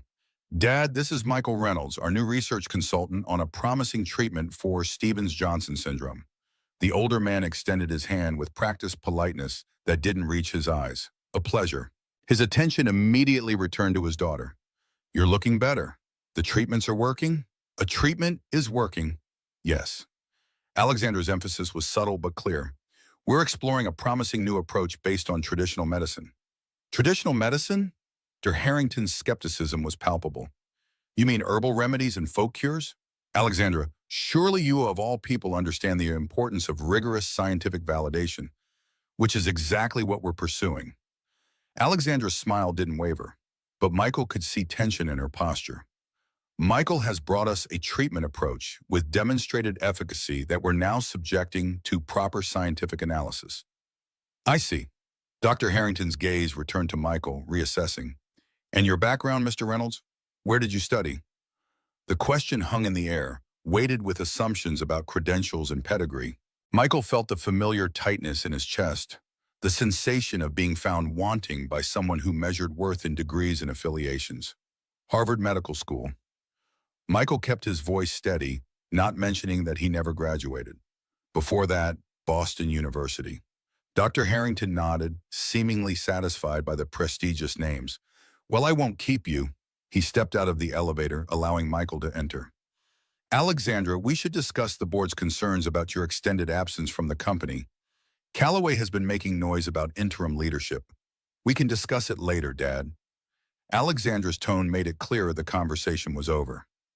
I have work to do. As the elevator doors closed, Michael caught a final glimpse of Dr. Harrington's disapproving expression and Alexandra's rigid posture. Another reminder of the complications that came with crossing into Alexandra's world. The scrutiny, the expectations, the politics that had nothing to do with healing and everything to do with power. The next 2 weeks established a new routine for Michael. Mornings with Emma, handing her off to Elena for preschool, then days at Harrington Biotech's research facility working alongside scientists to document and standardize Martha's remedies. The work was exhilarating, a return to the intellectual engagement he'd missed desperately since dropping out of medical school. His knowledge of both traditional and modern approaches made him a valuable bridge between Martha's wisdom and the researcher's scientific methodology. Alexandra divided her time between recovering at home and overseeing the research project, her natural authority undiminished by her ongoing recuperation. Under her leadership, the team made rapid progress, identifying the active compounds in the remedy, developing protocols for standardized preparation, designing preliminary safety tests that wouldn't require animal trials.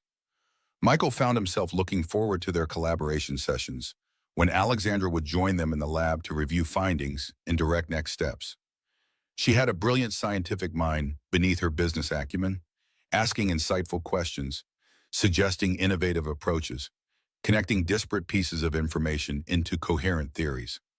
Working with her was unlike anything Michael had experienced. Challenging, stimulating, occasionally intimidating, but never dull. Their professional relationship gradually developed a personal dimension through late-night phone calls to discuss research developments, shared meals in the lab when work ran long, conversations that drifted from medicine to philosophy, from science to life experiences. Michael learned about Alexandra's childhood as the brilliant daughter of a demanding academic father, her rebellion in dropping out of her PhD program to start Harrington Biotech, her single-minded focus on her company at the expense of personal relationships.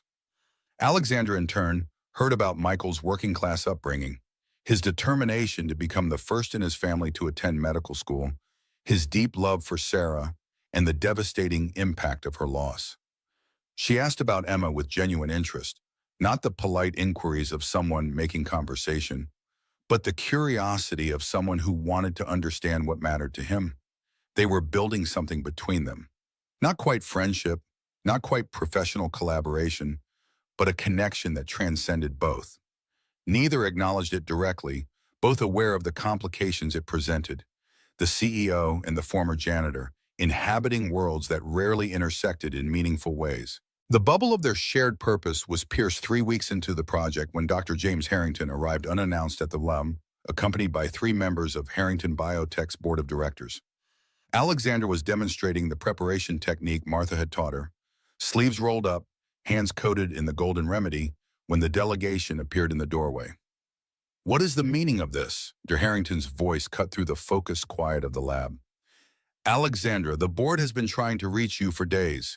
We have major decisions pending that require your input, and instead we find you playing with herbal concoctions? The laboratory staff froze, uncomfortable witnesses to what was clearly an executive-level confrontation. Alexandra straightened slowly, wiping her hands on a towel, her expression shifting from scientist to CEO in the space of seconds. If the board needed me, they could have scheduled a meeting through Victoria, who manages my calendar. She nodded to the researchers. Please continue with the protocol development. I'll speak with my father and the directors privately. She led the group to a conference room, her posture betraying no hint of the weakness that still occasionally plagued her recovering body. Michael remained in the lab, but the tension left in Alexandra's wake made concentration impossible. The researchers exchanged uneasy glances, all too aware of the corporate politics at play. 20 minutes later, Alexandra returned alone, her expression tightly controlled. To her credit, she resumed her position at the lab bench as if the interruption had never occurred, picking up exactly where she'd left off in the demonstration. But Michael could see the tension in her shoulders, the slight tremor in her usually steady hands. When the researchers broke for lunch, Michael stayed behind, organizing notes from the morning session. Alexandra remained as well, staring at data printouts without really seeing them. Are you okay? Michael asked finally. Alexandra looked up, her professional mask slipping just enough to reveal the strain beneath. The board is concerned about the direction of this project. They think I'm wasting company resources on an unproven folk remedy because my illness has affected my judgment. She laughed without humor. Apparently nearly dying has made me emotionally compromised. What did you tell them? That preliminary tests show promise, that standardized production is achievable, that if successful, this could represent an entirely new treatment approach for a range of conditions with significant market potential. Alexandra's voice was bitter. I had to frame it in terms of profit margins and market share to get them to listen. None of them cared that it saved my life. None of them saw the human potential, only the bottom line. The weight of corporate expectations seemed to press down on her physically, the burden of leading a company where science was ultimately in service to shareholders rather than patients. Michael realized how naive he'd been, seeing only the privilege of Alexandra's position without fully understanding its constraints. She might be CEO, but she answered to a board focused on financial returns, to investors watching quarterly profits, to market analysts tracking stock performance. What if they're right? Alexandra's question was so quiet, Michael almost missed it. What if I am letting personal experience cloud my professional judgment? What if all of this is just wishful thinking? The doubt in her voice struck Michael deeply. In the weeks he'd known her, Alexandra had never shown uncertainty, not about her company, not about the research, not about her own authority. To hear it now revealed a vulnerability she kept carefully hidden from the world. Is that what you believe? He asked gently. Alexandra was silent for a long moment. No, her voice strengthened with conviction. No, I believe we're on to something important, something that bridges traditional wisdom and modern science in ways that could help thousands of patients. The board sees only risk and uncertainty. I see possibility. Then that's what matters. Michael's faith in her was absolute. The research will either validate our approach or it won't. Science doesn't care about boardroom politics. Alexandra smiled slightly, some of the tension leaving her shoulders. Thank you for the reminder and for seeing me as more than just the CEO. The moment held between them, a connection that went beyond their professional relationship, beyond the hierarchical distance between their positions. For a brief instant, they were simply two people united by a common purpose, seeing each other clearly despite the social constructs that should have kept them apart. The moment was broken by Michael's phone alerting him to a text from Elena. Emma's preschool had called. She had a fever and needed to be picked up. He showed Alexandra the message, already gathering his things. I'm sorry, I have to go. Of course, Alexandra nodded. Family comes first. Take whatever time you need. Michael hurried to the preschool, finding Emma flushed and miserable in the nurse's office, her temperature hovering around 101. He carried her to the bus stop, her small arms wrapped around his neck, her hot cheek pressed against his shoulder. The bus ride home felt interminable, Emma growing heavier in his arms, whimpering occasionally when the bus hit a pothole. Elena was waiting with children's fever reducer and a cool cloth. Together, they settled Emma on the couch with her favorite stuffed rabbit and a cup of watered-down juice. Michael sat beside her, stroking her curls back from her forehead, his heart aching at her discomfort. How quickly priorities shifted. The exciting research developments of the morning now seemed distant and unimportant compared to his daughter's needs. He texted Victoria to let her know he wouldn't be back that afternoon, then focused entirely on Emma. Elena prepared chicken soup, Michael read Emma's favorite stories, and gradually the fever reducer took effect, bringing some color back to her cheeks. By early evening, she was sleeping peacefully, the fever down to a manageable 99 degrees. Michael was in the kitchen, helping Elena clean up, when a knock came at the apartment door. He opened it to find Alexandra standing in the hallway, looking oddly uncertain. Her designer clothes and perfect grooming seemed wildly out of place in the worn apartment building, with its flickering hallway lights and scuffed floors. "I hope I'm not intruding." She held up a paper bag from a local pharmacy. "I brought some children's electrolyte drinks and fever patches." Victoria mentioned Emma wasn't feeling well. Michael was momentarily speechless, struck by the incongruity of Alexandra Harrington standing in his doorway, bearing practical remedies for a sick child. It was the last thing he would have expected from the formidable CEO. This simple act of human kindness that had nothing to do with business or research or professional obligation. "Please come in." He stepped aside, suddenly self-conscious about the small apartment with its second-hand furniture and patched walls. "It's not much, but it's home." Alexandra entered, taking in the worn but clean space with interest rather than judgment. "Something delicious smells good." Elena appeared from the kitchen, wiping her hands on a dish towel, her eyes widening at the sight of the elegant visitor. Michael made hasty introductions, watching his mother's quick assessment of Alexandra, a woman's intuitive evaluation of another woman's character and intentions. "Emma is sleeping now." Elena's English was accented but clear. "The fever is better. Would you like some soup?" "I made plenty," Alexandra accepted with genuine gratitude, and soon the three adults were seated at the small kitchen table, steam rising from bowls of chicken soup with homemade noodles. The scene was surreal to Michael. Alexandra Harrington in her silk blouse and tailored pants, eating his mother's soup in their Dorchester apartment, discussing traditional remedies for childhood fevers as if they were old friends. Elena shared her own family recipes for treating common ailments. Alexandra listened with genuine interest, and Michael watched the unexpected connection forming between these women from vastly different worlds. There was something powerful in the moment, a reminder that beneath the trappings of wealth and status, beyond the limitations of education and opportunity, human experiences created common ground that transcended social divisions. After dinner, Alexandra insisted on helping with the dishes despite Elena's protests. As they worked side by side at the sink, Michael checked on Emma, finding her awake and cooler to the touch. "Feeling better, Peanut?"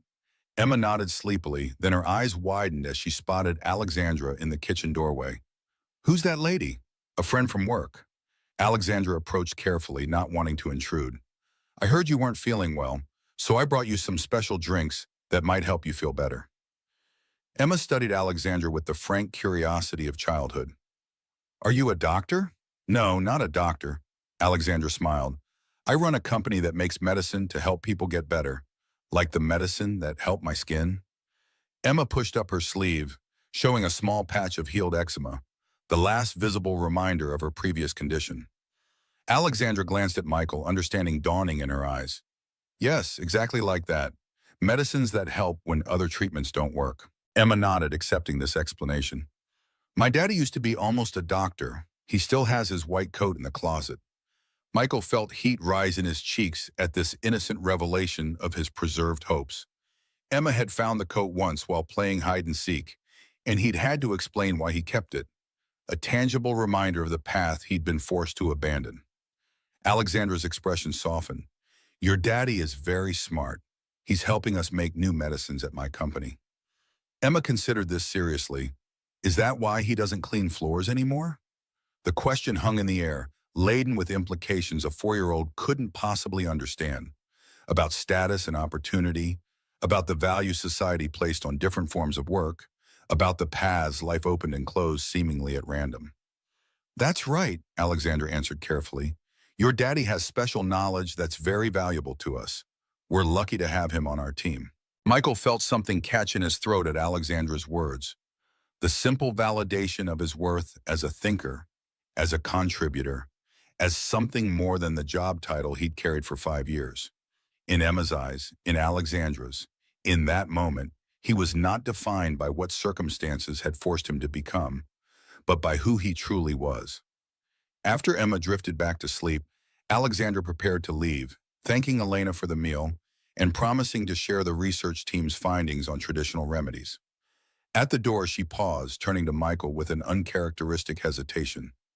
Thank you for letting me intrude on your family time. It was illuminating. Thank you for coming, for the children's drinks, but more than that, for seeing Emma, for treating her like she matters.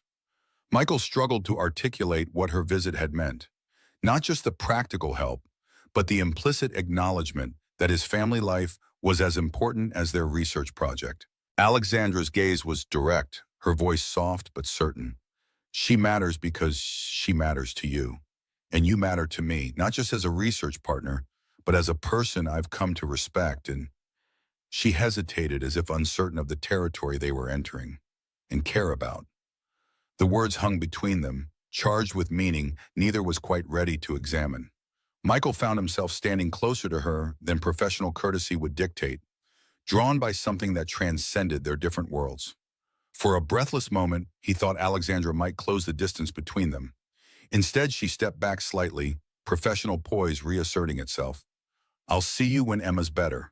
Don't rush back. Family comes first. As Michael watched her walk down the hallway toward the elevator, he felt as though something fundamental had shifted between them. A boundary crossed, a possibility acknowledged. A future neither had anticipated suddenly visible on the horizon. Whether that was cause for hope or concern remained to be seen. 3 months had passed since Alexandra's first encounter with Michael and his healing remedy. Spring had yielded to summer in Boston, bringing warmth to the city's brick buildings and green spaces. At Harrington Biotech, the research project had progressed from preliminary testing to formal clinical trials, with promising results that silenced even the most skeptical board members.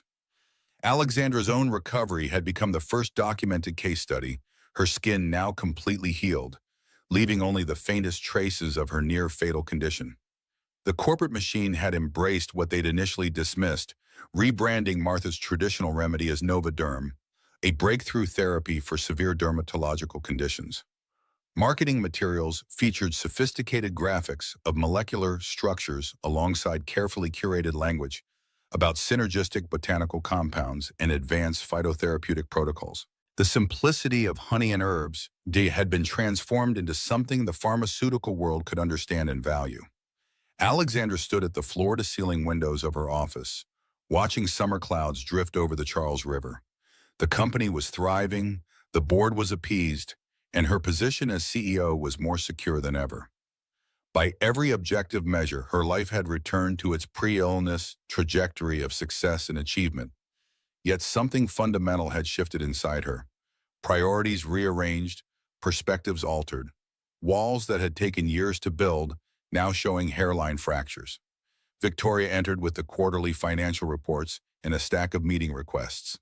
The development team wants to discuss expanding Novaderm applications to pediatric cases, and the PR department needs approval for the press release about Martha Wilson's consultant position. Also, your father called, again, about the Harvard Medical School fundraising gala. Alexandra took the folders without looking at them. Has Michael confirmed for dinner tonight? Victoria's expression remained professionally neutral, though Alexandra didn't miss the hint of concern in her eyes. He has. Car service will pick him up at 7. Are you sure this is wise?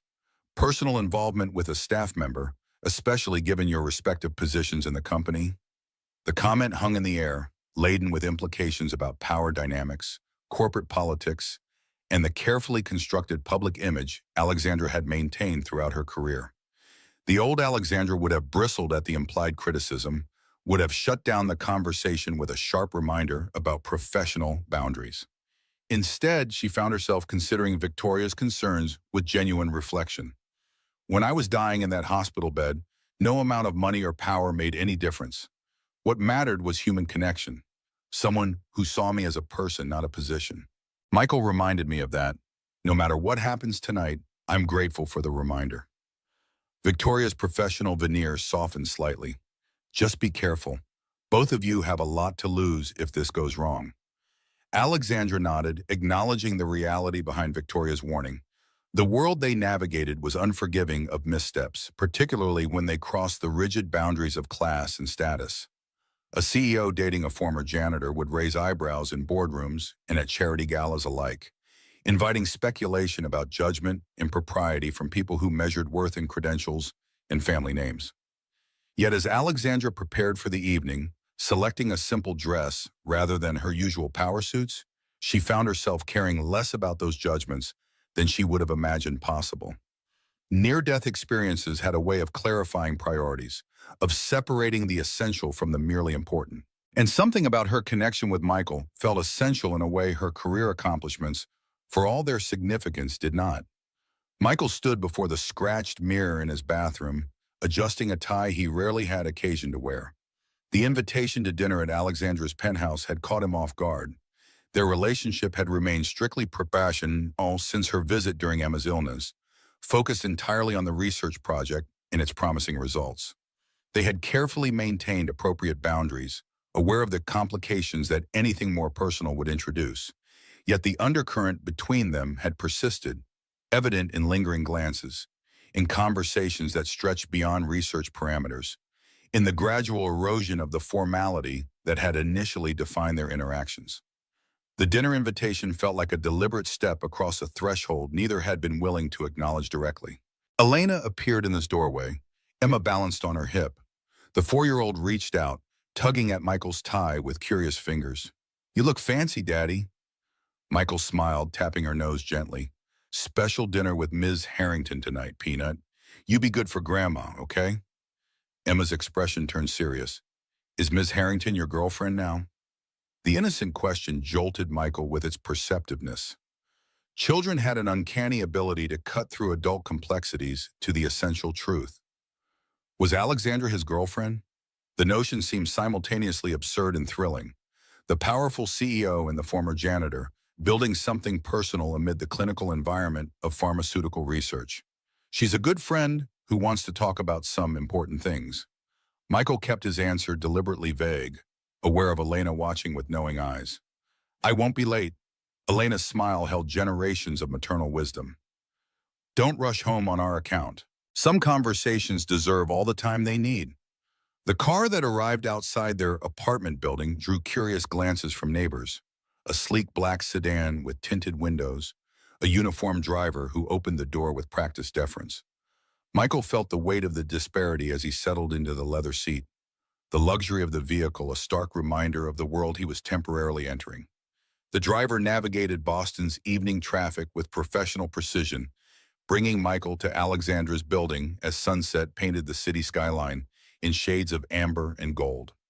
A doorman greeted him by name, a small detail that suggested Alexandra had prepared for his arrival with characteristic thoroughness. The elevator ascended smoothly to the penthouse floor, opening directly into her foyer. Alexandra greeted him wearing a simple blue dress rather than her usual business attire, her short dark hair framing a face that had regained its healthy glow. Without the barriers of a conference room or laboratory setting, the moment felt charged with unacknowledged possibilities. "Thank you for coming." Her smile held genuine warmth rather than professional courtesy. "I thought we deserved a conversation that wasn't interrupted by lab techs or board members." The penthouse had transformed since Michael's last visit. Gone were the research materials and medical journals that had cluttered surfaces during her recovery. The space felt more personal now, fresh flowers on tables, music playing softly in the background, windows open to the summer evening. She had prepared dinner herself rather than hiring a chef, a detail Michael found unexpectedly touching. "I wanted something normal," Alexandra explained as she led him to a table set on the terrace overlooking the city. "The board dinner last night involved 5 courses and more silverware than I could keep track of. Tonight is just food and conversation. No corporate politics, no research protocols." The simple pasta dish she served belied her reputation as a driven CEO who subsisted on coffee and takeout. They ate as twilight settled over Boston, the city lights emerging like earthbound stars below them. Their conversation flowed easily, liberated from the constraints of their professional relationship, childhood memories, books that had shaped them, dreams deferred and discovered. With each exchange, the distance between their worlds seemed to narrow, revealing unexpected parallels in their journeys despite the vastly different circumstances. I've been thinking about what happens next. Alexandra's tone shifted slightly, addressing the unspoken question that had hovered between them. The remedy, Novaderm, is moving into formal production. Your consulting contract ends in 3 weeks. Michael had been anticipating this conversation, preparing himself for the inevitable conclusion of his temporary role in Alexandra's life and company. The past months had been an unexpected detour from his reality, but he had always known it would eventually end, returning him to the life he had built since Sarah's death. I've been looking at options. His voice remained steady despite the pang of regret. There are several hospitals with openings in environmental services management. Better pay than my previous position, more regular hours for Emma's sake. Alexandra set down her glass, meeting his gaze directly. That's not what I meant. We're establishing a new research division focused entirely on integrating traditional knowledge with modern pharmaceutical development. Martha's remedies are just the beginning. There's centuries of wisdom that has been dismissed because it didn't come through conventional medical channels. She hesitated, choosing her next words carefully. I want you to lead it, Michael. Not as a consultant, but as division director. Permanent position, full benefits, salary commensurate with your expertise and responsibility. The proposal struck Michael with physical force, momentarily robbing him of speech. It was more than a job offer. It was a complete redirection of his life path, an opportunity to reclaim the purpose he had abandoned when forced to leave medical school. It was also, he recognized, a significant professional risk for Alexandra, appointing a man without formal credentials to a director-level position at a prestigious pharmaceutical company. Why me? The question emerged from his deepest insecurity. You could hire someone with a PhD, with publications and credentials. Someone the board wouldn't question. Alexandra's response came without hesitation, her conviction absolute. Because you understand both worlds. You have the scientific background and the respect for traditional knowledge. You see people, not just patients or test subjects. She reached across the table, her fingers brushing his. And because I trust you, your judgment, your integrity, your vision, that's worth more than any degree or publication record. The weight of her faith in him was simultaneously uplifting and terrifying. For 5 years, Michael had carefully managed his expectations, accepting the limitations circumstances had imposed, focusing on survival rather than ambition. Alexander was offering something beyond his carefully circumscribed hopes, a return to meaningful work, financial security for Emma, a chance to transform his family's future.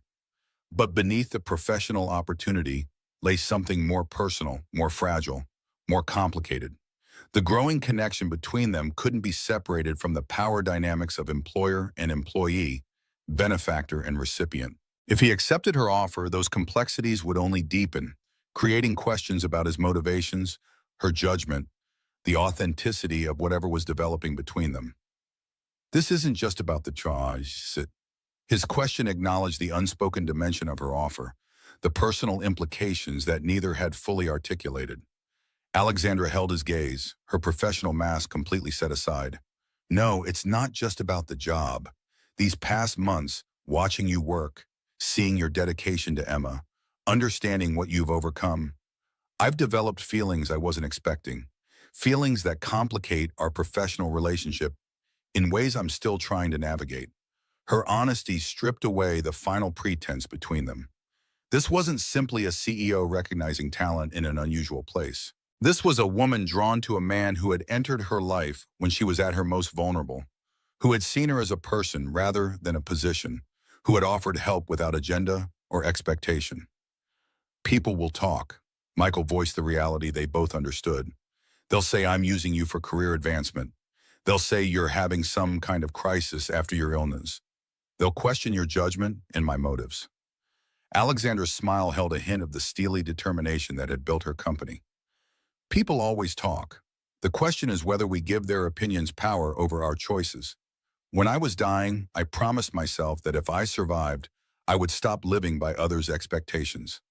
That includes the board, my father, and anyone else who thinks they know better than I do what will make me happy.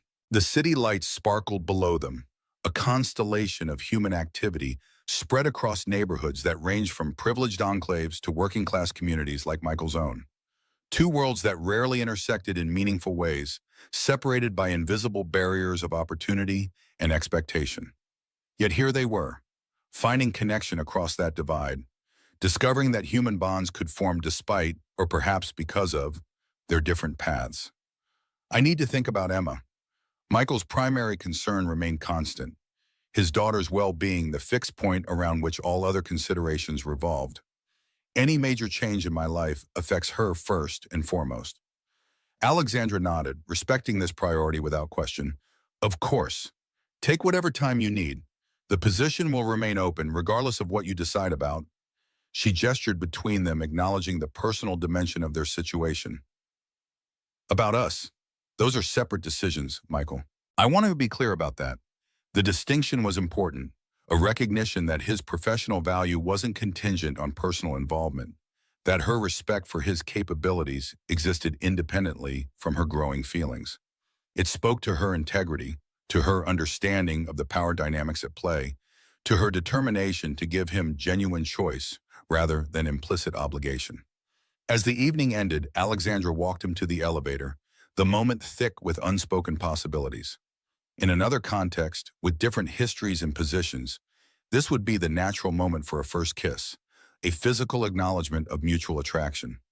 Instead, Michael extended his hand, offering a gesture that respected the complexities of their situation while acknowledging the connection between them. Alexandra took his hand, but instead of shaking it, she held it briefly between both of hers, a touch that conveyed affection without presumption, that recognized boundaries while expressing hope that they might eventually be bridged. Thank you for tonight, for honest conversation, for seeing me as Alexandra rather than the CEO. I could say the same. Michael smiled, struck by the mirror image nature of their gratitude. Thank you for seeing me as Michael, not the janitor who happened to have a useful remedy. The elevator doors closed between them, physically separating them once more. But something had fundamentally changed, a connection established that transcended professional roles and social divisions. Whatever came next would be built on this foundation of mutual respect and growing affection, of seeing and being seen beyond the labels society assigned. 2 weeks passed, filled with final research protocols in preparation for Michael's potential transition to division director. He immersed himself in the technical aspects of the role, avoiding the more personal dimensions of Alexandra's offer. The professional opportunity was clear, a dream position that would utilize his medical knowledge while providing for Emma's future. The personal complications were far less straightforward, laden with questions about perception, power dynamics, and the long-term viability of a relationship that crossed such significant social boundaries.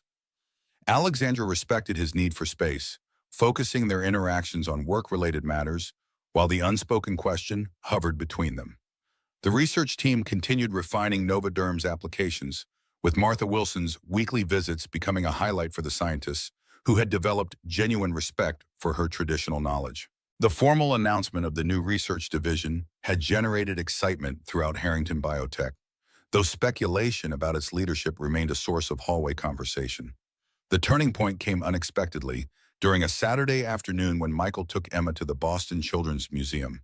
They were exploring an exhibit on human anatomy, Emma asking endless questions about hearts and lungs and how blood moves through the body.